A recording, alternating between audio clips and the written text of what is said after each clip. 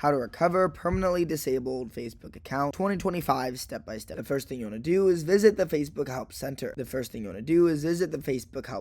Go to the official Facebook Help Center and then navigate to the disabled account section. This page explains possible reasons for account bans and provides links to start the appeal process. Then submit the appeal form. Clear out the Facebook disabled account appeal form with accurate details. Clearly explain why your account should be reinstated. Remain polite and provide any request proof of identity such as government issued ID if prompted. Then verify your identity if asked. Upload a clear photo of your ID. This helps Facebook confirm your identity and increases the chances of recovery. If you've set up trusted contacts, you can ask them to help verify your identity as well. Wait for Facebook's response, and then after submitting your appeal, wait for Facebook to review your case.